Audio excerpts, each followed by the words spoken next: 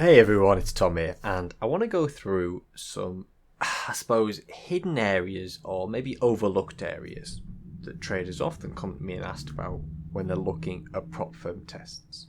So, if you're unfamiliar with kind of how a prop firm works, what is one, we've done quite a few previous videos on this, so I would say go and have a look at those before jumping into this video. But if you're familiar with a prop firm, maybe you've done a couple of tests before, what I want to cover here is some of those areas that are often overlooked or maybe focused on a little bit too much.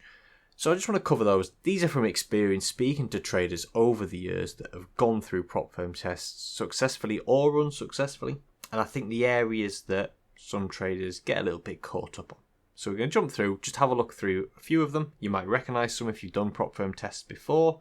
If you're preparing for a prop firm test, hopefully this will be useful. So yeah, let's jump in. Just very quickly before we dive in, if you're still struggling with your trading, or you'd like to know more about how mechanical edges are traded, I've put together a free video course for you that will map out and explain everything in detail, along with walking you through exactly how the mechanical rules actually work. If you'd like to watch that after this video, I'll pop a link in the description. You can click through and you can watch that straight away.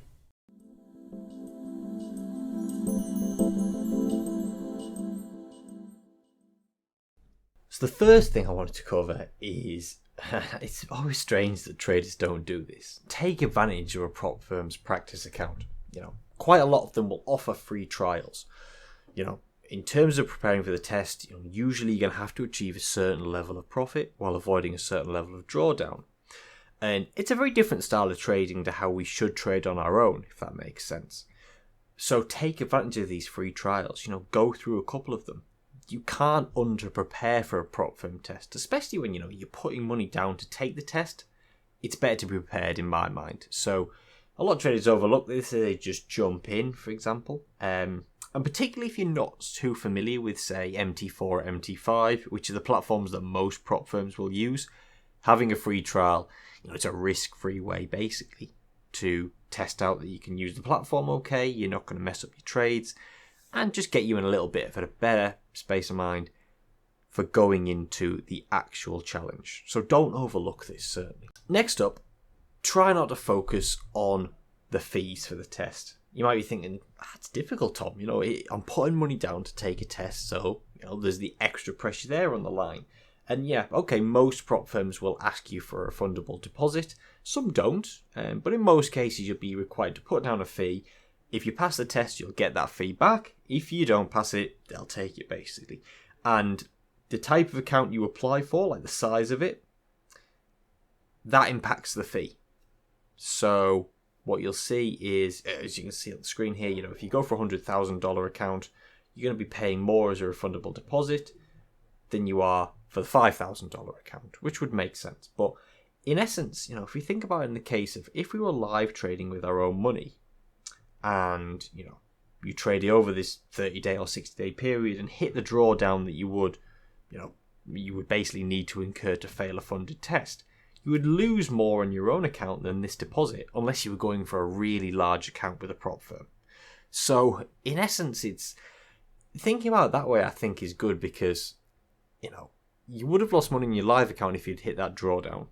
All we're doing here is just losing almost the equivalent of that. So don't focus too much on the fee. The next thing is, don't go straight for the largest account. And I've seen traders do this before, and it always surprises me. So you'll get a list of account sizes of most prop firms, and as we went on the previous section, the refundable deposit goes up as you go for the larger accounts, but obviously if you pass, you can start off with a fairly sizable account, and people see that and they go, well, that's a lot of money to start with. Imagine how much profit I can make each week. You're right, but prop firms are designed to scale you quite quickly. If you're a successful trader, they'll deposit more in your account. Obviously, you'll make profits. You'll grow that account quick enough anyway.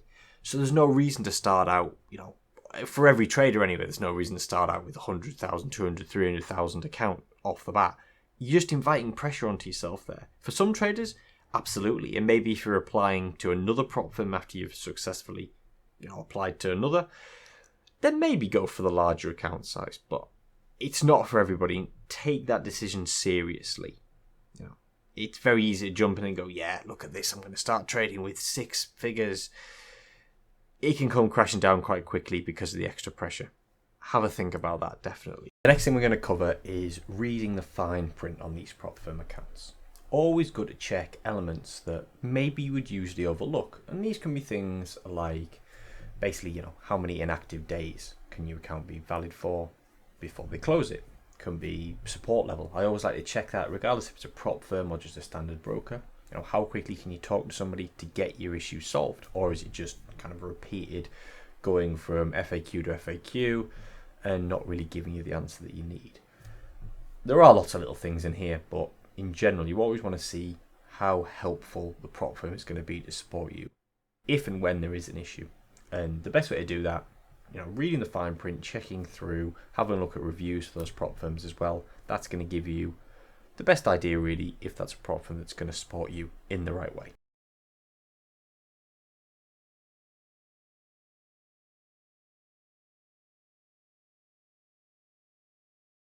And so there we are, guys. Those are the areas that, as I said, over the years, I've seen plenty of traders neglect and really should have focused on a little bit more detail when they're going into a prop firm test. It's easy to look at, what's the profit split? What percentage profit do I have to achieve? What's my drawdown limit? Those kind of basic things are still vital. Absolutely, they're as important as ever. But have a look at the elements we've covered here as well too, because they can catch you out. So, yeah, hopefully that's been useful. As I said, if you're a bit unfamiliar with prop firms, we've done plenty of other videos before, so go back and have a look at some of those on our channel. If you'd like to find out a little bit more about how we trade as well, how some of our traders have achieved prop firm accounts with mechanical trading, the links are in the description. Just basically book a call with one of our team, find out how we trade. And if there's anything you'd like to see covered on future videos, please drop those in the comments below as well. But other than that, thank you very much for watching. Hopefully this has been useful, and I look forward to seeing you on the next video. Take care.